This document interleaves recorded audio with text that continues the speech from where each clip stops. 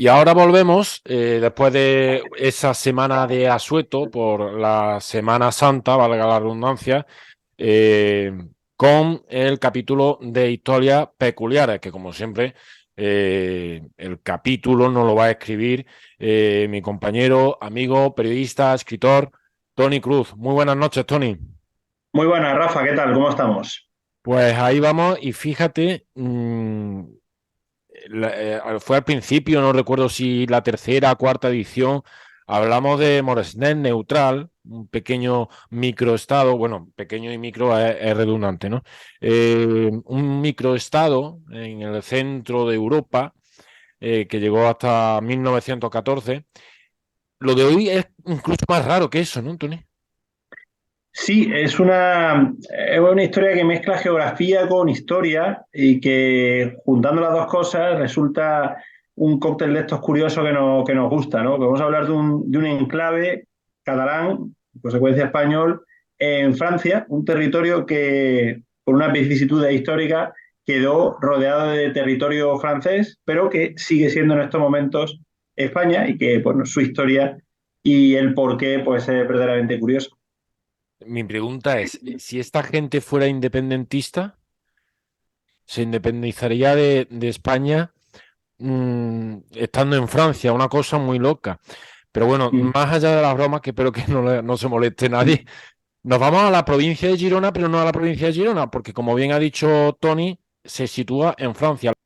Sí, a ver, la historia de Llivia, que es el sitio del que vamos a hablar, un pueblo muy pequeño, aunque hay que llamarlo villa, y lo de llamarlo villa no es baladí. Es una villa muy bonita que está en la zona pirenaica, en lo que sería Cerdaña, y el comienzo de esta curiosidad se remonta a 1659. Entonces se firmó el Tratado de los Pirineos, que lo que hizo fue poner paz tras el conflicto entre Francia y España de la Guerra de los 30 años que empezó en 1635. Por ese tratado, España le entregó a Francia 33 pueblos de la zona oriental de la Cerdaña, pero Llivia no. Y la razón por la que España no se vio obligado a entregar Llivia es porque Llivia tenía el título de villa. O sea, no era pueblo, sino villa. Así que, en consecuencia, y como en aquella época, más que estados, no existían los estados como tal, eran dominios de las distintas coronas, de los distintos reinos, pues Llivia quedó bajo el dominio de la corona española. El título de parte de España viene de que, naturalmente, perteneció en su momento a la antigua corona de Aragón. Esa zona era, la Cerdaña era parte de la corona de Aragón. Así que, claro, desde entonces y hasta ahora, pues ha permanecido Llivia como una pequeña isla que está situada, pues, creo que son 12 kilómetros más o menos de la frontera que separa España, bueno, en este caso en concreto la provincia de Girona, con Francia y rodeada de suelo francés. Limita con pueblos franceses o comunas francesas como Targasson, Estavar, Sailagús, Saint-Locat, Bourg-Madame, Our, bueno, una serie sus vecinos son todos franceses, pero Llivia forma parte de Girona, de Cataluña y en consecuencia de España. Es el único enclave que todavía queda de España, un enclave que, insisto, matizar, que es un territorio que forma parte de un país, pero que enteramente está rodeado por otro. Es el único enclave que todavía le queda a España, ¿no? Así que, bueno, debido a esto, Tony, y permíteme un atendiendo momento. a... Sí. Te voy a poner en un aprieto. ¿Sabes si hay algún otro lugar en el mundo que tenga estas características? Sí, seguro que más enclaves. De hecho, te lo voy a buscar ahora. Tiene que haber enclaves. Pues, por ejemplo, me viene a la cabeza, hay uno, creo recordar, en Holanda, entre Países Bajos y Bélgica, y esto lo estoy tirando de memoria, que es verdaderamente surrealista, porque es una ciudad, mira, la acabo de encontrar ahora, Barle se llama.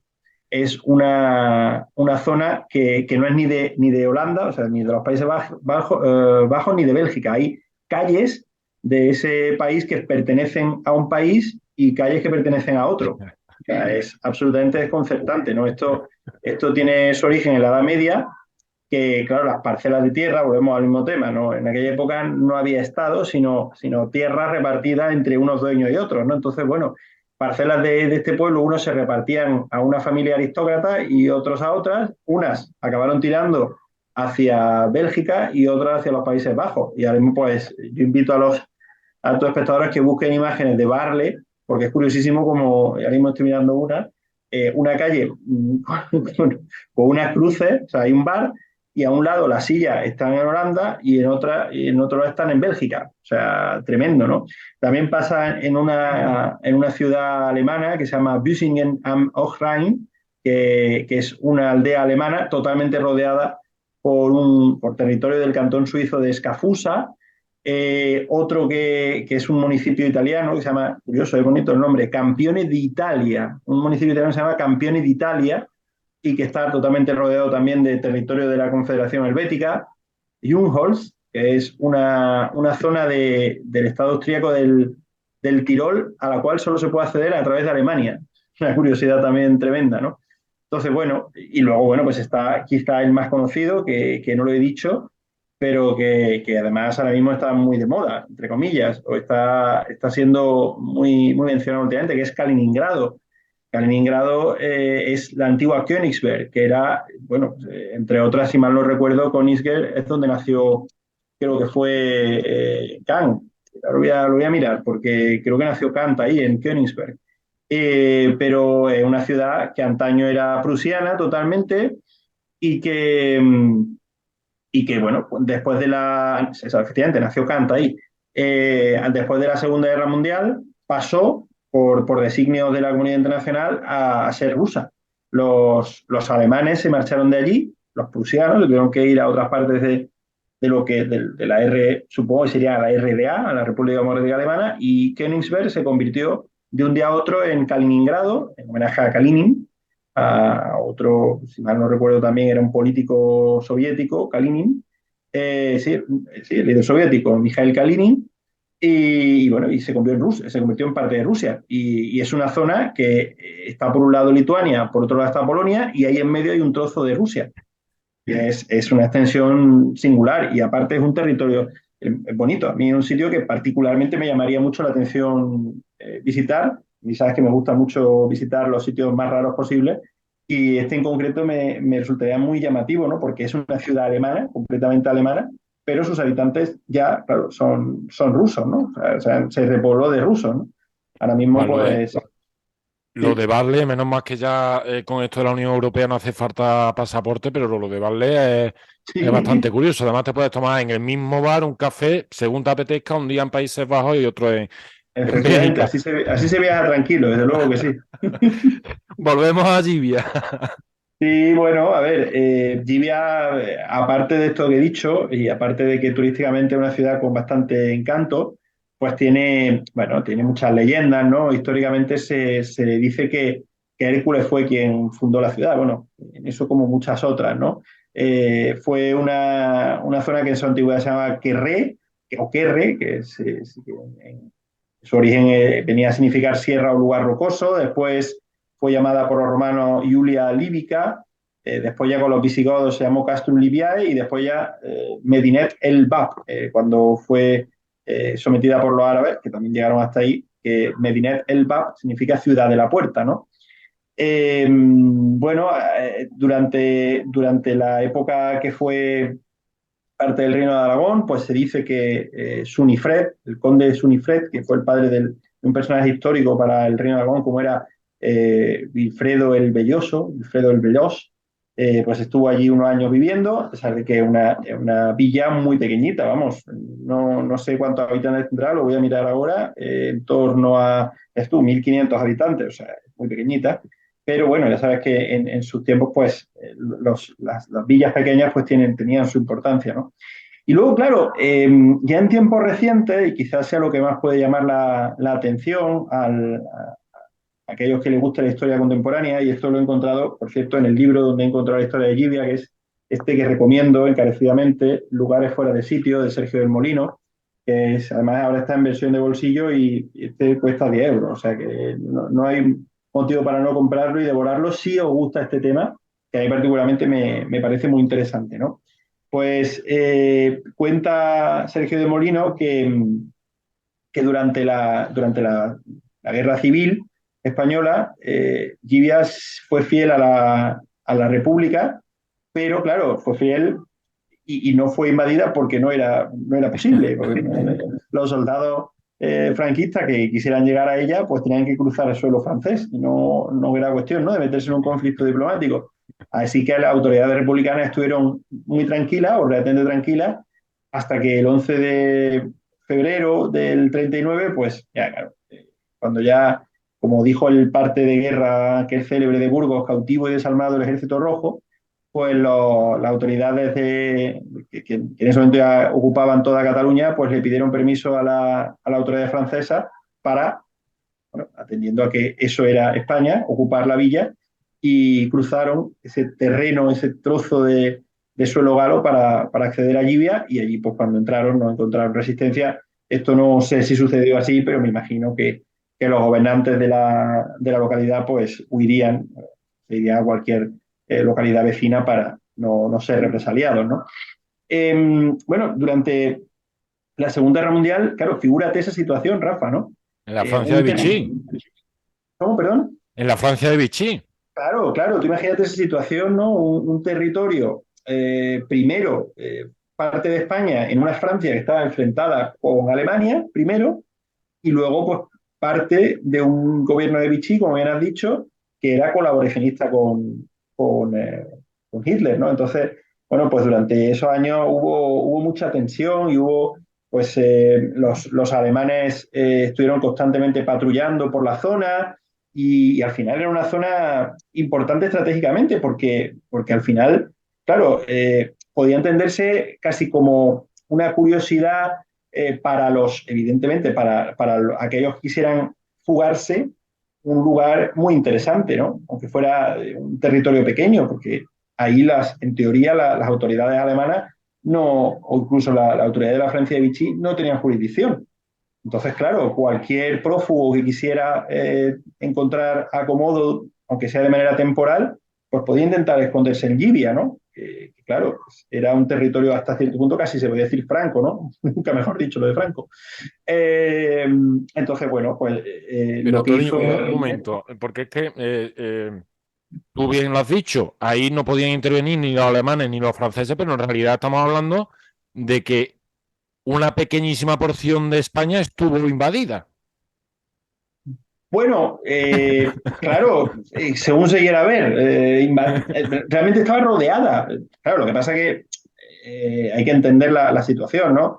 Yo imagino, esto ya es mera especulación, ¿no?, que tenía que haber muchísima tensión. Sí, es verdad que lo que te decía es que Hitler pidió a Madrid una petición, le envió una petición para que vigilara estrechamente Libia, ¿no? Para evitar que se colaran cualquier tipo de conspirador, cualquier tipo de espía, ¿no?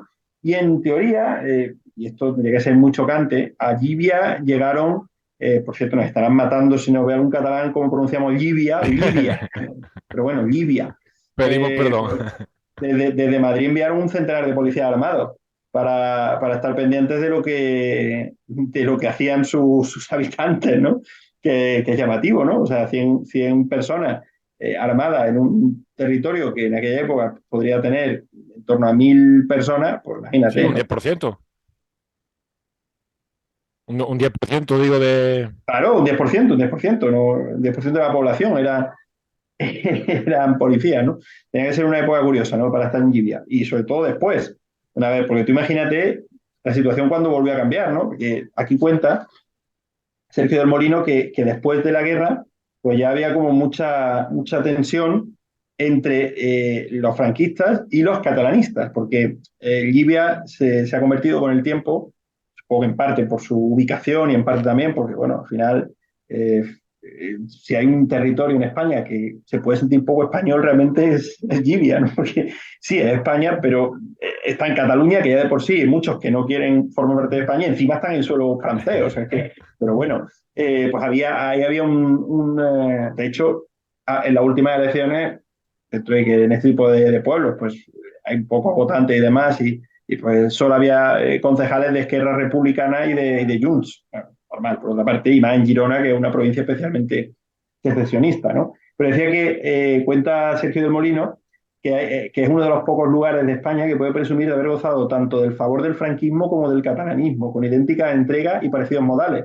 Hay una foto de Manuel Fraga en julio del 69, en que era la gran esperanza blanca del régimen, que era políglota y eficaz, dice Sergio de Molina, en el que contempla los frascos y las estanterías de la farmacia Esteve.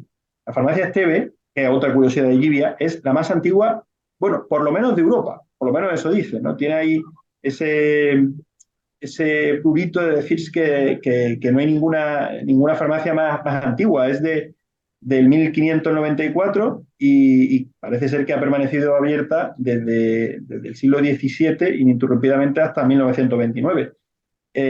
Después ya se ha convertido en un museo, claro, no ha dado de sí, pero bueno, una farmacia que se puede considerar un monumento, ¿no? Bueno, pues Fraga fue a visitar Llivia y la visitó dos veces, ¿eh? Fíjate que son mil habitantes. La visitó dos veces y lo hizo, pues, bueno, como para hablar del turismo, incluso hablaba de la fórmula magistral de la farmacia Esteve, de esa farmacia centenaria, ¿no?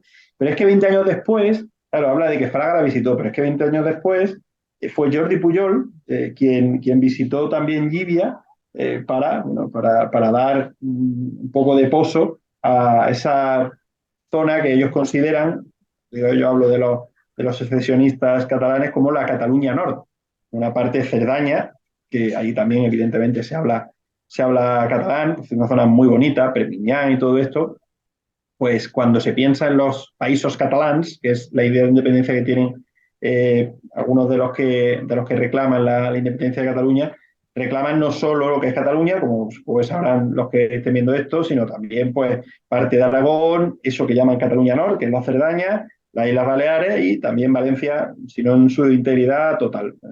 E incluso zonas de Cerdeña, como el Alguer, que es otra particularidad, que eso sí que un día lo abordamos, que es una ciudad de Italia, Alguer, que esa sí la conozco y he estado, en la que se habla en catalán. O sea que es una curiosidad de esta, fue parte del Reino de Aragón y allí pues se habla catalán.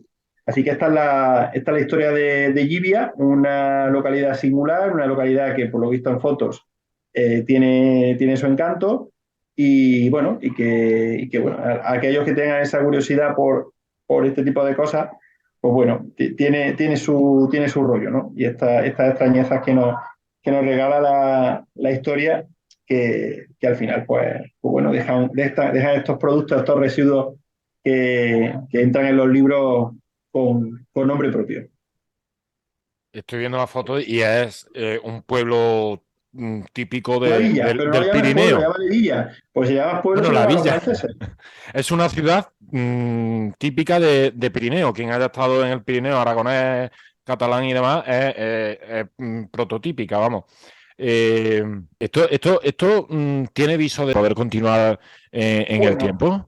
al parecer, claro, vuelvo a lo mismo, lo has dicho antes, desde Schengen las fronteras no Claro, existen en Europa, entonces ahora pues es más secundario, ¿no? Porque al final eh, el que cruza de Llivia a alguna de las localidades vecinas, pues, como el que va de aquí al Colea, no tiene que pasar frontera, pero parece ser que desde que terminó la Segunda Guerra Mundial y hasta el año, sí, sí, sí, lo he leído antes, hasta el año 80 y tanto o al 90 y tanto, existía, creo que era hasta el 86, existía una especie de corredor que permitía a los habitantes de Libia llegar a España sin tener que cruzar una frontera. Pero existía un corredor.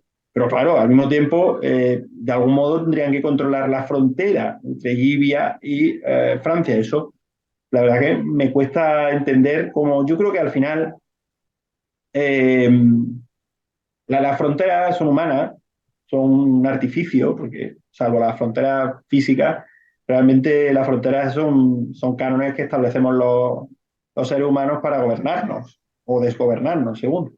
Pero al final yo creo que casos como este evidencian Pues eso mismo, que tiene muy poco sentido, ¿no? Porque yo estoy convencido que durante esos años quizás más complejos, que podían ser los 50 los 60, imagino que ahí Jibia sería como, bueno, lo que ha dicho, lo que hemos leído, Fraga yendo allí como si aquello fuera Madrid, yendo dos veces, el ministro de Turismo a un pueblo de 1.000 personas. ¿Por qué? Pues porque realmente sabía que aquello era más un ejemplo de propaganda, de, bueno, de una rareza que había que preservar, pues como otras rarezas se preservan hoy día y se tienen pues, casi como un homenaje a lo que fuimos, ¿no?